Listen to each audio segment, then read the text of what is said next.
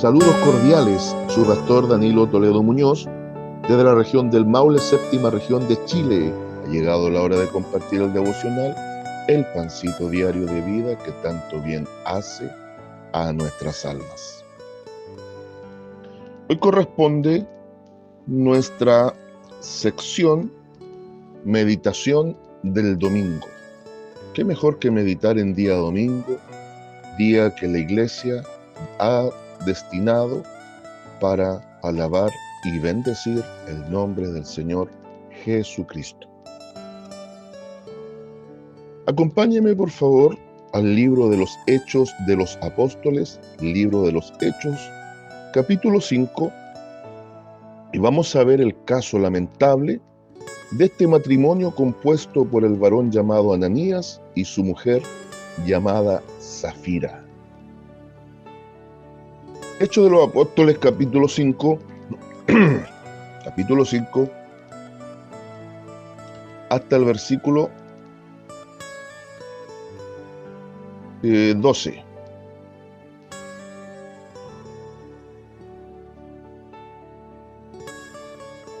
Hechos de los Apóstoles, capítulo 5, hasta el versículo 12. Voy a dar contexto. Había una práctica en la iglesia primera que se denominó la vida comunitaria. Usted a partir del capítulo 4 lo puede ver. Y esta vida comunitaria también consistía en un malentendido respecto de la pronta venida del Señor Jesucristo, el pronto retorno, y comenzaron a prepararse para esa venida, donde comenzaron algunos, bien intencionadamente y otros muy erradamente, a vender sus propiedades, obviamente aquellos que tenían recursos, y los apóstoles repartían comunitariamente lo recaudado de las ventas para que la iglesia no tuviese gente necesitada. En un principio la cosa funcionó bien, pero después trajo pobreza a la iglesia. Y este es el contexto. Bien, se ha encontrado entonces Hechos capítulo 5, versículos 1 hasta el versículo 12. Voy a leer como estoy autorizado en el poderoso nombre del Señor Jesucristo, la palabra de nuestro Dios para comunión de Padre, Hijo y Espíritu Santo. Y dice así: pero cierto hombre llamado Ananías, con Safira, su mujer, vendió su heredad y sustrajo del precio, sabiéndolo también su mujer, y trayendo solo una parte, la puso a los pies de los apóstoles. Y dijo Pedro: Ananías, ¿por qué llenó Satanás tu corazón para que mintieses al Espíritu Santo y sustrajeses del precio de la heredad? Reteniéndola, ¿no se te quedaba a ti? Y vendida, ¿no estaba en tu poder? ¿Por qué pusiste esto en tu corazón? No has mentido a los hombres, sino a Dios. Al oír Ananías estas palabras, cayó y expiró. Y vino un gran temor sobre todos los que lo oyeron. Y levantándose los jóvenes, los envolvieron y sacándolo, lo sepultaron. Pasado un lapso como de 3 horas, sucedió que entró su mujer, no sabiendo lo que había acontecido. Entonces Pedro le dijo: dime, ¿vendiste en tanto la heredad? Y ella dijo: sí, en tanto. Y Pedro le dijo: ¿por qué convinisteis en tentar al Espíritu del Señor? He aquí a la puerta los pies de los que han sepultado a tu marido y te sacarán a ti. Al instante ella cayó a los pies de él y expiró. Y cuando entraron los jóvenes, la hallaron muerta y la sacaron, y la sepultaron junto a su marido. Y vino gran temor sobre toda la iglesia y sobre todos los que oyeron estas cosas, y por mano de los apóstoles se hacían muchas señales y prodigios en el pueblo, y estaban todos unánimes en el pórtico de Salomón.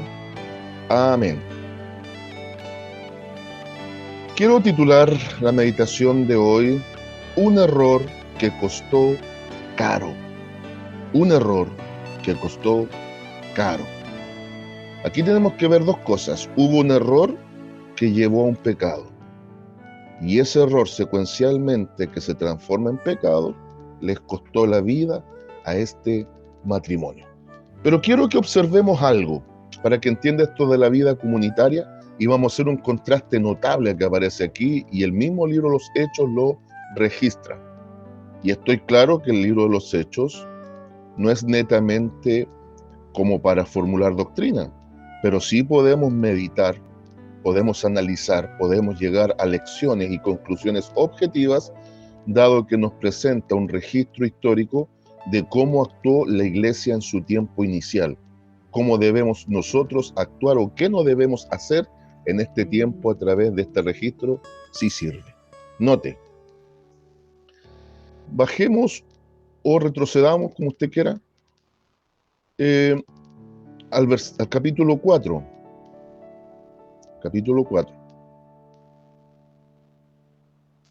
Note, el capítulo 4 nos registra una persecución ya inicial, un activo de persecución sobre los hombres de Dios. El capítulo 3 nos registra la sanidad del cojo frente al pórtico del templo llamado La Hermosa, donde notablemente fueron usados Pedro y Juan para sanar a este hombre que tenía muchas complicaciones físicas, este cojo paralítico. Bien. Pero esto desencadenó que los arrestasen, pero llevó al pueblo a que se uniese en oración. Ese es el encuadre del capítulo 4. Llevó al pueblo a unificarse, sobre todo a través de la oración. Entonces, ahora la palabra nos va a decir a partir del 4:32, y la multitud de los que habían creído era de un corazón y un alma. Y mucha atención aquí. Y ninguno decía ser suyo propio nada de lo que poseía, sino que tenían todas las cosas en común. Ahí está la idea de la vida comunitaria. Y con gran poder los apóstoles daban testimonio de la resurrección del Señor Jesús, y abundante gracia era sobre todos ellos. Así que no había entre ellos ningún necesitado, porque todos los que poseían heredades o casas las vendían y traían el precio de lo vendido. Aquí está el primer error que comete el matrimonio. Primero, pregunta, ¿quién obligaba a los que tenían propiedades, herencias, casas, que las vendiesen? Nadie. Pero da la impresión que el mismo Espíritu Santo tocaba sus corazones y ellos traían el total de la recaudación de las ventas. ¿Qué hacían después? Número 1, traían el total de la recaudación de las ventas. Número 2, los ponían a los pies de los apóstoles, vale decir, reconocían que los apóstoles iban a administrar estos recursos. Y número 3, aparece justo lo que es la administración, el repartir según necesidad. Y se repartía cada uno según su necesidad. Muy bien, perfecto. Entonces, la costumbre era, los que tenían propiedades, heredades o casas, vendían, motivados probablemente por un toque del Espíritu Santo o por un deseo de bendecir también, y como había una idea también equivocada del pronto retorno del Señor, al principio funcionó bien esto. Y traían el total, no se dejaban nada para ellos. Traían el total. O no lo especifica, si alguno quedaba con una parte, la otra parte igual la llevaba. ¿Pero a quién? A los apóstoles, que estaban actuando como administradores de estos recursos. Y número 3, la función de los apóstoles era la repartición conforme necesidades, lo que es la administración de recursos. Hasta ahí todo bien. Vamos a ver que el error primero que cometen, que marcó la diferencia en este error que costó caro de este matrimonio, no fue que hayan seguido la costumbre, fue que tomaron un porcentaje del total y quisieron mentir al Espíritu Santo en la persona de Pedro, diciendo que lo habían vendido por otro precio. Hubo engaño.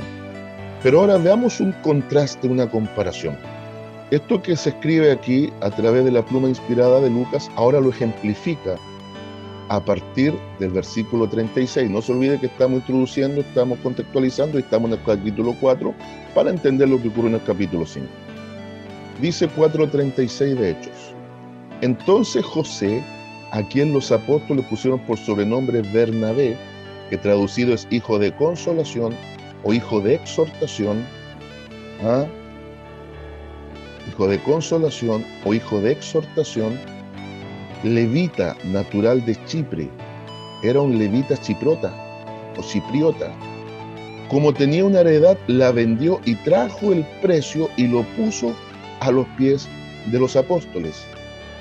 Resulta que este José, que recibe el sobrenombre de Bernabé, o hijo de consolación, hijo de exhortación, por su carácter afable, por su carácter atractivo en el sentido de ser una persona de bien, bien intencionada, una persona que daba aliento incluso con sus propias actitudes, un ejemplo a seguir, es el mismo Bernabé que después va a cobrar protagonismo en viajes misioneros con el apóstol Pablo. Pariente también se dice, en este caso, de Timoteo. Mire qué interesante. Mire qué interesante. Levita natural de Chipre. Corrijo. No era pariente de Timoteo, pariente de Juan Marcos, el escritor del Evangelio. Ahí sí. Me confundí con los viajes misioneros de Pablo. Bien, volvemos. Este pariente de Juan Marcos, el escritor del Evangelio, y también participante en los primeros viajes con el apóstol Pablo, da el ejemplo de lo que era la práctica de la venta y el repartimiento a partir de los apóstoles según necesidades. Ahora, veamos la importancia también de los nombres y pareciese una contradicción respecto del juicio. El hombre se llama Ananías, el varón del matrimonio.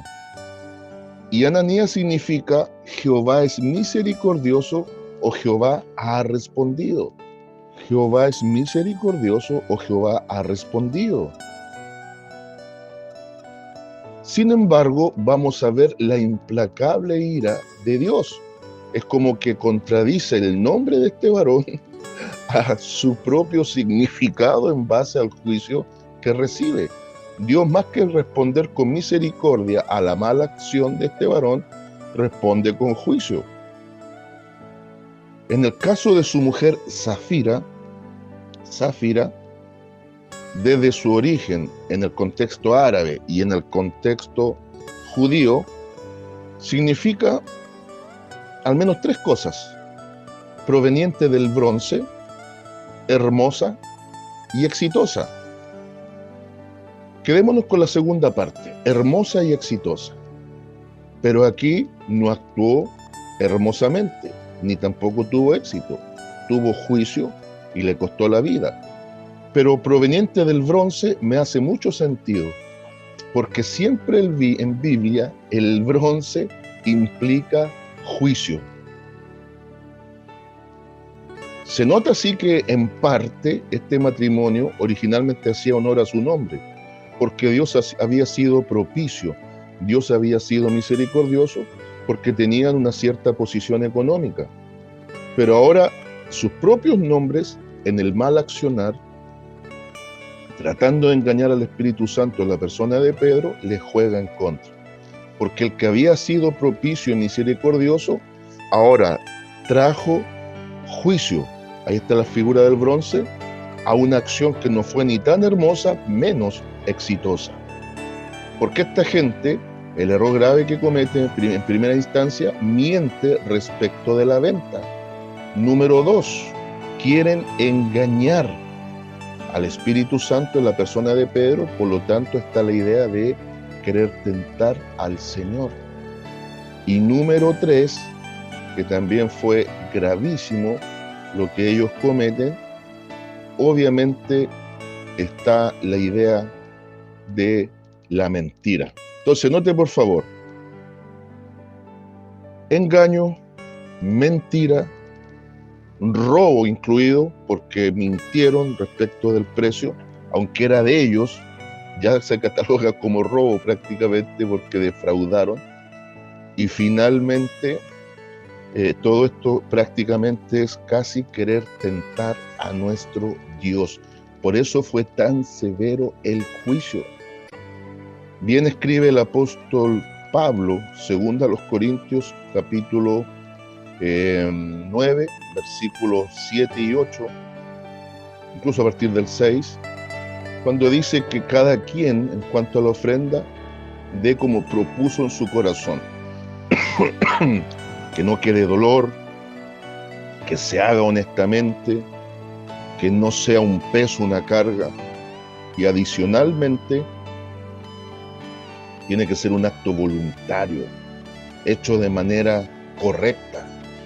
Todo lo que plantea Pablo, después este matrimonio no lo lleva a la práctica. Lo hacen originalmente de manera voluntaria, pero ya al quitarle el precio se vio como un acto casi forzado de parte de ellos mismos. Les quedó dolor, por eso se quedaron con parte de la ofrenda. No lo hicieron de manera lícita. Pero mire, y aquí vamos a ir concluyendo, pese a este duro juicio por este acto aventurado y loco que cometen, que les costó caro, este error les costó carísimo, trajo algo positivo a la iglesia, porque nos podrían preguntar por qué Dios fue tan severo. Aquí está el resultado. Dios es el mismo del Antiguo Testamento, es el mismo de ahora y es el mismo de mañana. Por eso, referencialmente, Hebreos 13:8, hablando de este Cristo Supremo, dice que Él es el mismo ayer, hoy y por los siglos. Su carácter no cambia. Así como ejecutó juicio en el Antiguo Testamento frente a la mentira, a la soberbia y a un montón de cosas que ofenden su santidad, acá también lo hizo. Pero mire lo que nos va a decir ahora a partir del versículo 11 en adelante. Y vino gran temor sobre la iglesia. Vale decir, este juicio trajo temor reverente. ¿Qué trae de positivo? Número 1, trajo temor reverente a la iglesia, sobre todo los que oyeron estas cosas. Número 2, y por mano de los apóstoles se hacían muchas señales y prodigios en el pueblo. Vale decir, trajo temor reverente. Número 2, trajo un avivamiento carismático en respuesta a este temor. Por eso, versículo 13 dice, de los demás ninguno se atrevía a juntarse con ellos, mas el pueblo los alababa grandemente. Eso es avivamiento. Y número 3, y los que creían en el Señor aumentaban más, gran número así de hombres como de mujeres. Vale decir, igle crecimiento. Entonces, redondeemos y finalicemos. El juicio difícil, el juicio duro, en donde hasta los nombres cobran protagonismo, no surge a partir de la venta en sí, surge a partir de la mala práctica a posterior a la venta. Hubo una mala praxis y esto trajo sobre este matrimonio juicio, donde, repito, hasta los nombres cobran protagonismo. Pero detrás de este juicio que Dios permite y establece en este error que les costó carísimo, 3 cosas positivas se desprenden. Aumenta el temor reverente que es necesario en la iglesia. Viene un mover de avivamiento carismático de los dones espirituales como respuesta al temor reverente y a la unidad que surge en la iglesia. Y número 3, estos son los fundamentos claves del igle crecimiento. Entonces esto me lleva a una reflexión. ¿Será que Dios, para poner orden en su casa en este tiempo final y traer realmente temor reverente para concretar un mover carismático final y producir el igle crecimiento final también, irá a traer juicio sobre muchos Ananías y Zafira? Que Dios nos libre, que los errores no nos cuesten caro. Saludo de amor y paz y bendición desde Longaví a cada uno de ustedes.